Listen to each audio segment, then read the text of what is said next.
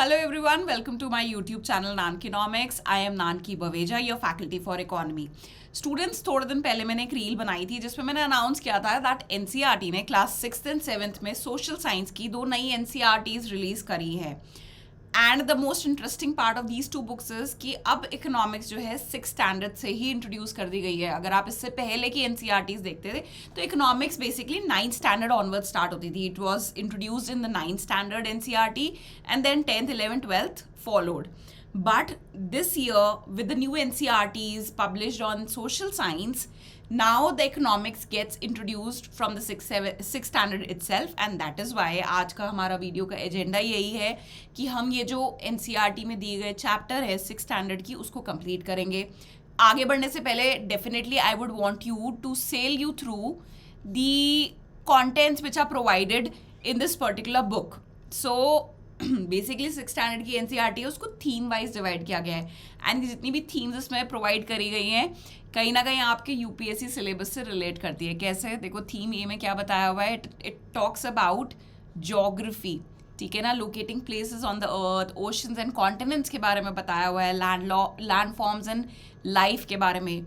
Theme B में बात करी गई है हिस्ट्री के बारे में. नाउ अब इसमें क्योंकि मैंने सारी किताब पढ़ी एंड मेरे को बहुत ही इंटरेस्टिंग पार्ट लगा कि जो 6th स्टैंडर्ड की एनसीईआरटी जिसमें थीम भी बिलोंग्स टू हिस्ट्री, तो इसमें हिस्ट्री डायरेक्टली नहीं स्टार्ट करी गई कि भाई इंडिया की हिस्ट्री ये रही है या कल्चरली बहुत रिच रहे हैं.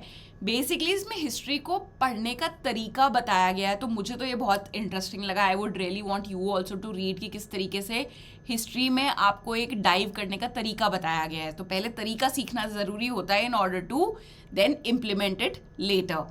Then the theme C talks about the culture, मतलब आर्ट एंड कल्चर जो हम पढ़ते हैं कि क्या इंडिया के कल्चरल रूट्स रहे हैं. थीम डी टॉक्स अबाउट जिसको आप बाद में जाके पॉलिटी बोलते हो, ठीक है, तो गवर्नेंस एंड डेमोक्रेसी की फैमिली क्या होती है, कैसे कम्युनिटी बनती है फैमिली सारी मिला के. तो बहुत ही ईजी तरीके से बड़े अच्छे कॉन्सेप्ट समझाए हुए हैं. And theme E, obviously, which has to be my favorite one, belongs to economy. I will just scroll so that you can see properly. तो economics को introduce किया गया है, इसमें value of work बताया गया है, भाई कि लोग काम करते हैं, क्यों करते हैं, एंड किस टाइप की डिफरेंट एक्टिविटीज़ में जो ह्यूमंस हैं हमारे अराउंड एंगेज्ड हैं. देन उसी का कंटिन्यूशन है chapter 14 which is economic activities around us. Now without wasting time let's start with the chapter 13 which talks about the value of work.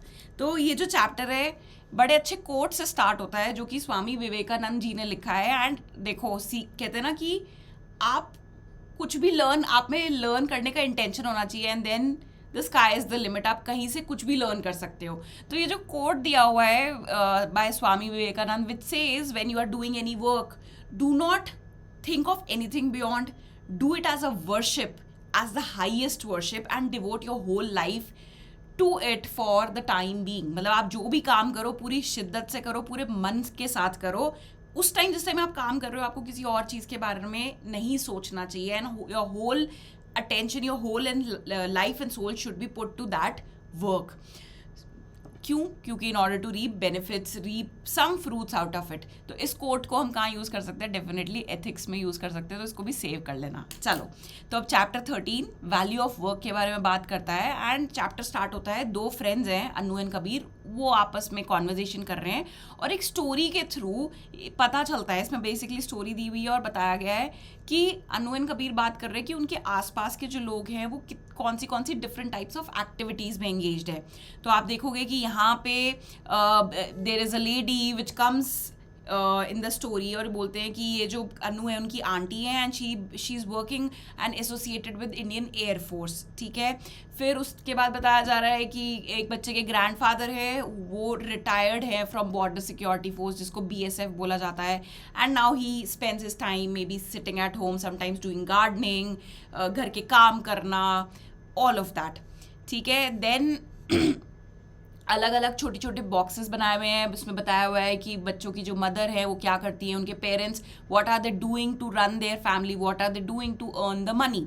तो अल्टीमेटली ये जो स्टोरी बताई गई है, नरेशन बताया गया है, is leading us to a concept call how the activities in which the humans around us are engaged are occupied in, ठीक है, जैसे मैं पढ़ा रही हूँ, आप पढ़ रहे हो, आपके पेरेंट्स हो सकता है कहीं पे जॉब कर रहे होंगे, आप में से बहुत सारे पेरेंट्स का कहीं पे कोई बिजनेस होगा।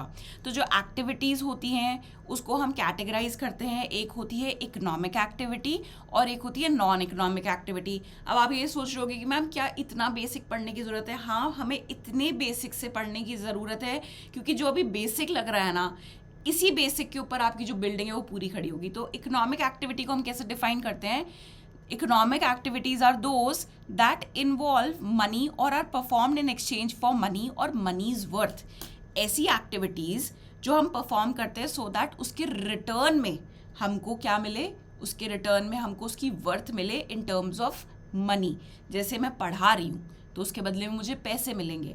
मान लीजिए कोई डॉक्टर है तो वो कंसल्टेंसी प्रोवाइड कर रहे हैं, ठीक है, तो क्यों? क्योंकि रिटर्न में उनको उस सर्विसेज प्रोवाइड करने के लिए पैसे मिलेंगे। हो सकता है एक जो सब्जी वाला है वो सब्जी बेच रहा है, वो क्यों बेच रहा है? क्योंकि सब्जी बेचने से उसको रिटर्न में पैसे मिलेंगे। तो इकोनॉमिक एक्टिविटीज़ क्या होती है? जहाँ पे मनी का transaction, those are done for the purpose of earning money in exchange, right. इसके ऑपोजिट होती हैं non economic activities which are done not to generate income और वेल्थ। जैसे हमारी मदर है, वो हमारा ध्यान इसलिए थोड़ी ना रख रही है कि हम उनको उसके बदले में पैसे देंगे, ठीक है, या हम अपने ग्रैंड पेरेंट्स का ध्यान रखते हैं, ठीक है, तो इसलिए थोड़ी रखते हैं कि वो रिटर्न में हमें पैसे देंगे। तो ऐसी एक्टिविटीज़ को बोला जाता है non economic activities. These are such, एक बार लाइन भी पढ़ते हैं, are those that do not generate income or wealth but are done out of feelings like gratitude or care or love for someone. छोटे छोटे से अगर आप देखोगे यहाँ पे कुछ कुछ टर्म्स भी समझाए हुए हैं ताकि बच्चे को कोई भी कॉन्सेप्ट को अच्छे से हर डायमेंशन से क्लियर हो जाए। तो आपने सुना होगा जब मैं इकोनॉमिक एक्टिविटी एक्सप्लेन कर रही थी तो मैंने एक वर्ड यूज़ किया था by which is money's worth. तो मनी वर्थ का क्या मतलब होता है? The monetary value that a person places on an object based on the benefit that they derive from it. Now let's say आप pizza खाने गए, आपने पिज़्ज़ा कंज्यूम किया एंड यू फील सेटिस्फाइड कि अच्छा okay wow what a pizza it was so yum, it was so tasty. तो आपने उसकी कैसे उसकी कीमत चुकाई? उसके पैसे देके, ठीक है, हो सकता है वो 200 का हो, 300 का हो, तो वो उसकी वर्थ हो गई, क्या हो गई? उसकी मनी वैल्यू हो गई। तो इकोनॉमिक एक्टिविटी के बारे में हमने समझा, फिर से दोहराती हूँ क्या होता है।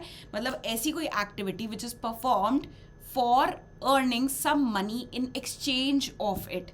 वेयरएज नॉन इकोनॉमिक एक्टिविटीज़ क्या होती हैं? Which are not done to generate some money but done out of the feeling like gratitude, care और लव फॉर समवन, राइट। और एग्जाम्पल्स हमारे सामने बहुत सारे हैं और यहाँ पिक्चर्स के थ्रू भी एग्जाम्पल यहाँ पे देखो कि एक मदर है वो अपने चाइल्ड को पढ़ा रही है, फिर जो फैमिली है वो बाहर गई हुई है, वो it is not done obviously to generate money out of it, right. चलिए देन ये जो अनु एंड कबीर की स्टोरी है इसमें गीता आंटी का जिक्र होता है। गीता आंटी कौन थी? जो वो एयरफोर्स में काम करती हैं। तो इसमें पता चलता है कि जो गीता आंटी है for the services which she provides to Indian Air Force, she receives a salary for it. तो यहाँ पे concept of salary समझाया हुआ है कि salary क्या होती है। तो salary समझे, salary is a fixed regular payment generally paid monthly by an employer to an employee. employer कौन होता है? जो नौकरी देता है। employee कौन होता है? जो नौकरी कर रहा है। तो employer जो एम्प्लॉय को हर मंथली बेसिस पे एक फिक्स जो पेमेंट देता है for the services that person has rendered for an organisation is called as salary. क्या ये हमें नहीं पता था? हमें पता था, इट इज़ जस्ट दैट हमने ब्रश अप कर लिया 6th स्टैंडर्ड की नई NCERT आई है उसके बहाने से, ठीक है। चलो अब जो ये इकोनॉमिक एक्टिविटीज़ होती हैं फिर से इसके ऊपर बात होगी। अब यहाँ पे स्टोरी अनु एंड कबीर से शिफ्ट हो गई है काव्या के ऊपर। तो काव्या एक बच्ची है जो रिसेंटली अभी अपनी आंट के घर ट्रैवल करने का सोच रही है। अब वो ये बता रही है, स्टोरी के थ्रू ये बताया हुआ है, जब वो जा रही होती है अपनी आंट के घर तो वो देखती है कि हाईवे कंस्ट्रक्ट हो रहा है वहाँ पे एंड जो कंस्ट्रक्शन साइट चल रही है हाईवे पे, वहाँ पे there is labour which is involve, बहुत सारी मशीन्स लगी हुई हैं, टेक्नीशियंस काम कर रहे हैं एंड मनी मन वो ये सोच रही है कि भाई क्योंकि जब ये पूरा हाईवे बन जाएगा, फ्लाईओवर्स बन जाएंगे, देन मेरा जो ट्रैवल टाइम है to my aunt's place it will get drastically reduced and she is getting happy with this thought कि probably because अब time reduce हो जाएगा तो वो बहुत frequently अपनी aunt को विजिट कर पाएंगी। फिर उसके बाद आता है कि जो काव्या के अंकल हैं, ठीक है, वो एक टेक्नीशियन है कंस्ट्रक्शन कंपनी में। ये देखो यहाँ पे लिखा हुआ है काव्याज अंकल, जो अभी अभी घर आए हैं, वो एक कंस्ट्रक्शन कंपनी में टेक्नीशियन है एंड बुलडोजर ऑपरेट करते हैं। एंड वो सर्विसेज, क्या सर्विसेज प्रोवाइड कर रहे हैं कि वहाँ पे वो कंस्ट्रक्शन कंपनी में बुलडोजर चलाते हैं और उसके लिए भी उनको एक मंथली सैलरी मिलती है, ठीक है। फिर काव्या की आंट के बारे में बात होती है कि वो भाई सुबह जल्दी उठ के सारा घर का काम करती हैं एंड फिर वो बाहर काम करने चली जाती हैं। वो कहाँ काम कर रही हैं? She works in a basically post office, जो गांव का पोस्ट ऑफिस है वहाँ पे वो काम करती हैं और उसके लिए भी उनको जो है सैलरी मिलती है। फिर वो आसपास अपने आंटी के घर के आसपास एक छोटा सा खेत देखती हैं और खेत में वो कुछ लेबर को काम करते हुए देखती हैं।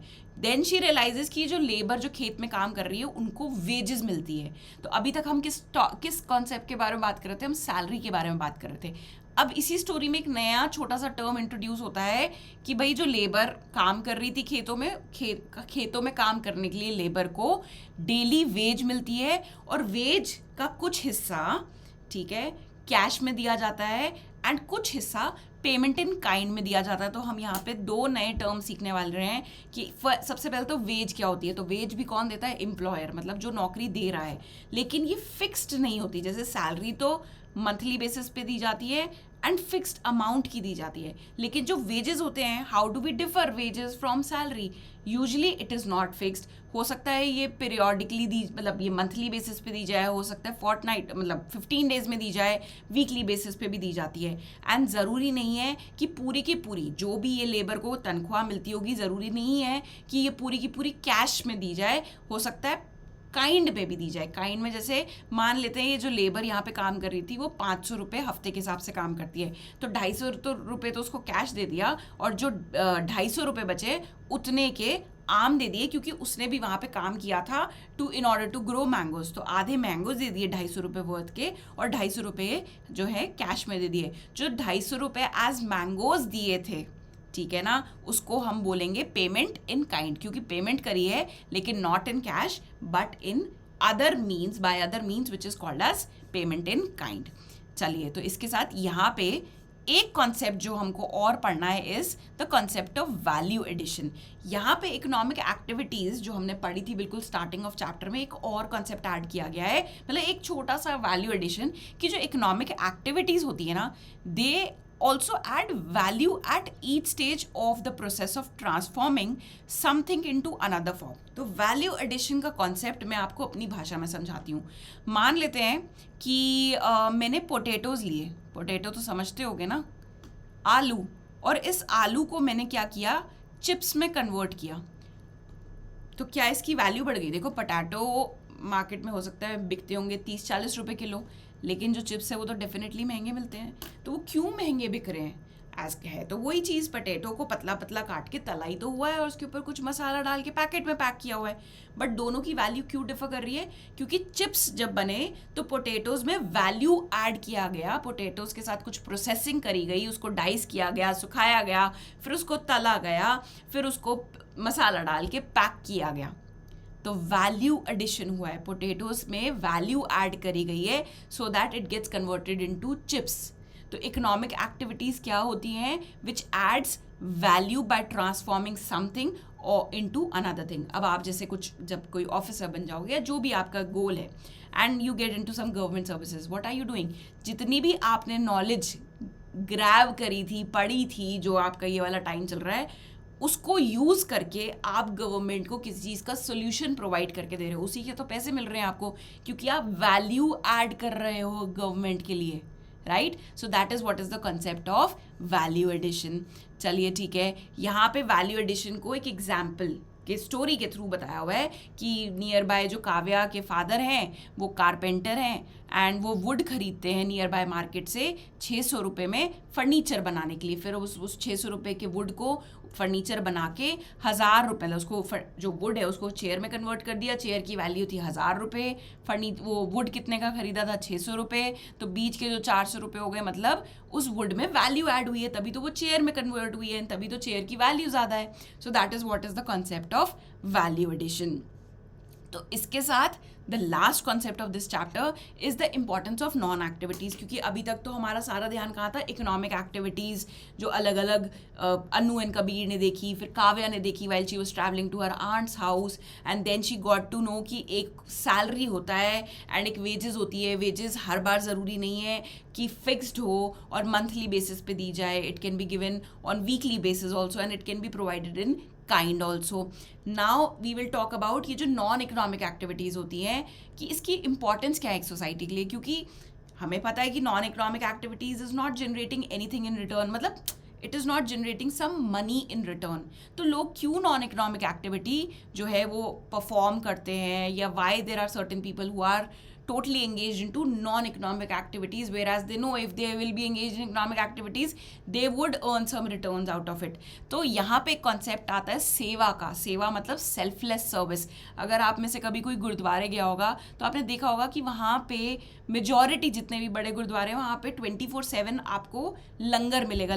लंगर इज़ बेसिकली कम्युनिटी किचन होती है जहाँ पे आप बैठ के खाना खा सकते हो and you do not have to pay anything for consuming that food. So what is that? So there is a community, there is an organization जो आपके लिए selflessly बिना किसी selfish vested interest के काम कर रही है, ठीक है. एंड अगर ऐसी जो communities, ऐसी activities ना हो, then what will be the way to give it back to the society? क्योंकि हमने शुरू से सुना है कि हमने सोसाइटी से ही चीज़ें ली हैं. तो अगर सभी इकोनॉमिक एक्टिविटीज़ में सभी पैसे के लिए काम करेंगे, देन सोसाइटी को जो गिव बैक करने का एक्शन या नोशन होता है, how will it be performed. So that is where the concept of seva comes into picture. And यहाँ पे एक बहुत ही ब्यूटीफुल एग्जाम्पल दिया हुआ है कि कितनी स्ट्रेंथ है कम्युनिटी पार्टिसिपेशन में. अगर आप ये स्वच्छ भारत अभियान, स्वच्छ भारत आपको पता है ना, क्लीनलीनेस ड्राइव रन करी गई थी all over India to make India very neat and clean. ये जो रोड्स पे कचरे लोग पहले फेंक देते थे, इसमें किसकी ज़रूरत है? कम्युनिटी पार्टिसिपेशन की. क्योंकि गवर्नमेंट अपने आप पे मतलब ऑन इट्स ओन इतने मैसिव स्केल पे इंडिया को क्लीन नहीं कर सकती. उनको active participation, I would not just say participation but active participation चाहिए होगा. कहाँ से? लोगों से, इंडिया के सिटीजन से. Then only we can collectively keep our house, our surroundings, the community parks and the roads neat and clean. तो इसके साथ जो हमारा चैप्टर 13 है वो कंप्लीट होता है. देखा, मैंने आपको कहा था ना बहुत जल्दी से हो जाएगा, टाइम नहीं लगेगा. Now moving on to the next chapter which talks about economic activities around us, क्योंकि हमने 13 चैप्टर में economic activities and non economic activities के बारे में पढ़ा. Now we will deep dive into the economic activities further. तो अब इसमें क्या बात हुई है तो जो चैप्टर का इंट्रोडक्शन है बेसिकली उसमें अगेन यही बात करी गई है कि दो टाइप की एक्टिविटीज़ होती है. एक होती है इकोनॉमिक एक्टिविटी, एक होती है नॉन इकोनॉमिक एक्टिविटी. हमें ये पता है एक्टिविटीज़ जो मॉनेटरी वैल्यू जनरेट करते हैं, मनी वर्थ जनरेट करते हैं, उनको हम इकोनॉमिक एक्टिविटीज़ बोलते हैं. हाँ जी, हमने ये भी पढ़ लिया था. अब बात करी गई है इस चैप्टर में बहुत ही अच्छी, विच इज़ कि जो इकोनॉमिक एक्टिविटीज़ होती हैं on the basis of that only किसी भी इकोनॉमी में सेक्टर्स डिफाइन किए जाते हैं डिपेंडिंग अपॉन जो डिफरेंट टाइप की इकोनॉमिक एक्टिविटीज़ है. पहले हम उसको क्लासिफाई करेंगे, ठीक है ना. उसके बेसिस पे किसी भी इकोनॉमी में सेक्टर्स डिफाइन होते हैं, ठीक है. तो इकोनॉमिक सेक्टर क्या होता है? तो सम इकोनॉमिक एक्टिविटीज़ जिनके सिमिलर कैरेक्टरिस्टिक्स या फीचर्स या ट्रेड्स हैं उनको हम एक साथ ग्रुप कर सकते हैं, क्लासीफाई कर सकते हैं in a broader group called economic sector. अब ये बहुत ज़्यादा इंपॉर्टेंट क्यों है? अगेन आपको लग रहा होगा मैम ये तो इजी है, हमें कहीं ना कहीं पता है.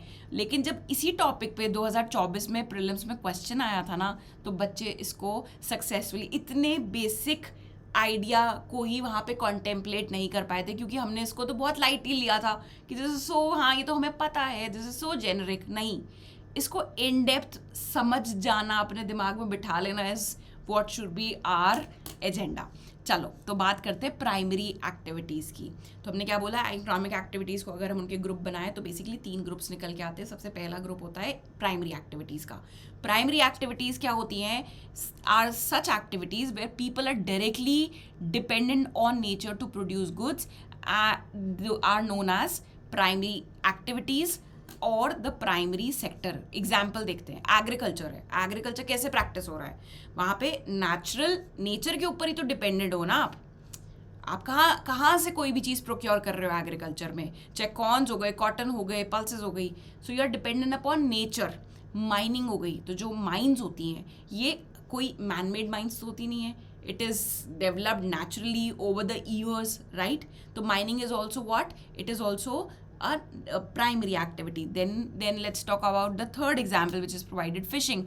इसमें भी आप जो raw material आप कहाँ से procure कर रहे हो, nature से, which is fishes. So any sector मतलब the primary sector is one such sector which is dependent upon nature to produce goods. Agriculture में भी आप सन पे भी डिपेंडेंट हो, आप पानी पे भी डिपेंडेंट हो, ये सब क्या है, नेचुरल रिसोर्सेज हैं। फिशिंग के लिए आप सीज के ऊपर डिपेंडेंट हो, ये भी क्या है, नेचुरल रिसोर्सेज हैं। चलो अब आगे चलते हैं, सेकेंडरी एक्टिविटीज़ के बारे में बात करते हैं, क्योंकि हमने प्राइमरी एक्टिविटीज़ के तो बहुत सारे एग्जाम्पल देख लिए। तो सेकेंडरी एक्टिविटीज़ क्या होती हैं, ऐसी इकोनॉमिक एक्टिविटीज़ जिसमें people are dependent upon outputs of the primary sector and transform them into the produced goods is known as secondary activities or the secondary sector economic activities.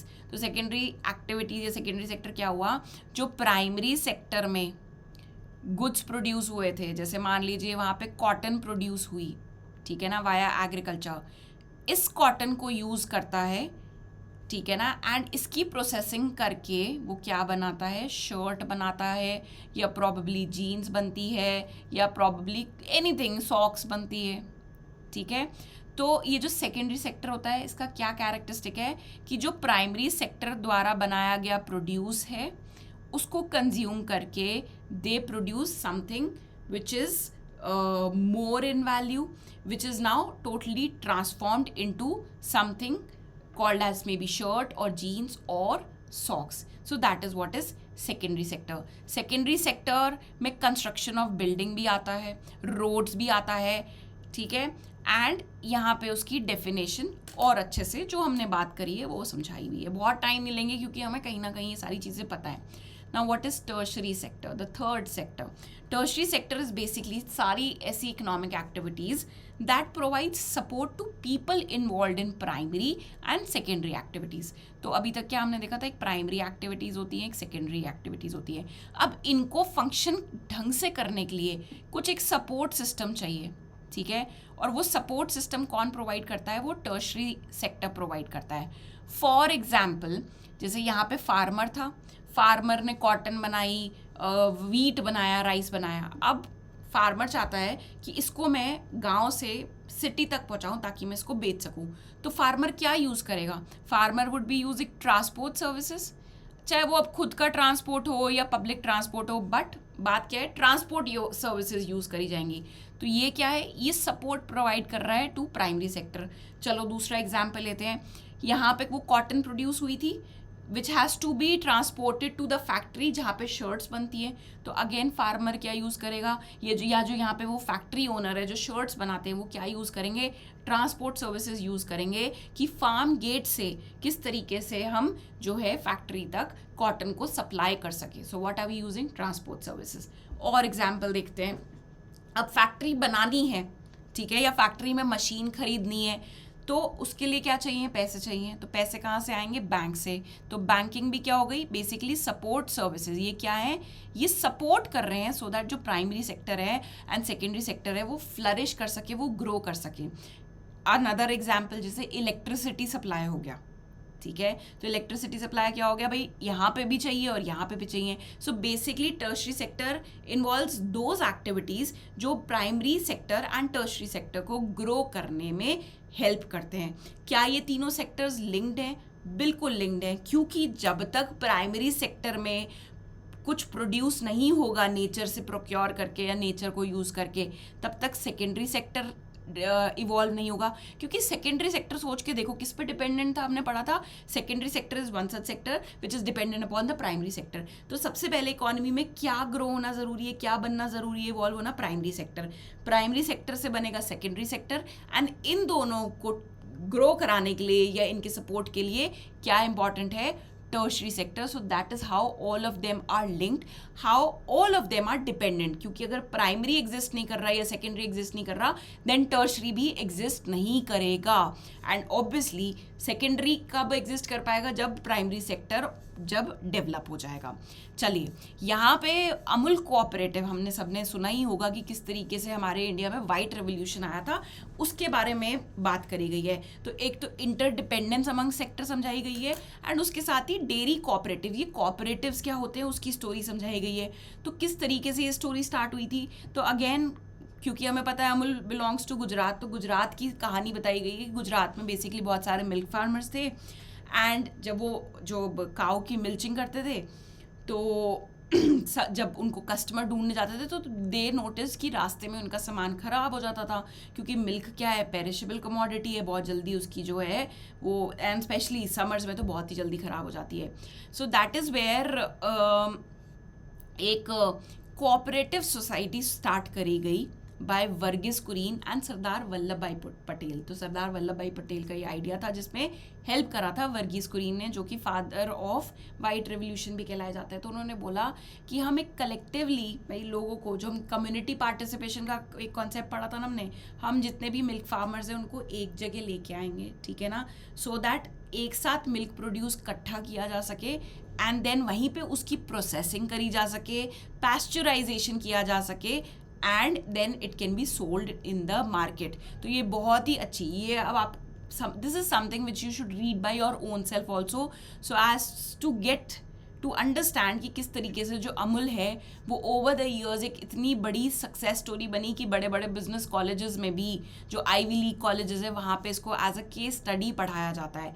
दो छोटे छोटे terms और यहाँ पे बताए गए कि जो प्रोडक्ट्स बने वहाँ पे, it can be sold both in the small and large retail shops and all over the country. in fact इसको एक्सपोर्ट भी किया जाता है. तो ये रिटेल शॉप्स का मतलब क्या होता है? बेसिकली रिटेल शॉप्स या रिटेल स्टोर्स होते हैं जहाँ पे जो गुड्स हैं उनको स्मॉल क्वांटिटी में बेचा जाता है, एंड कौन खरीदता है? And consumer.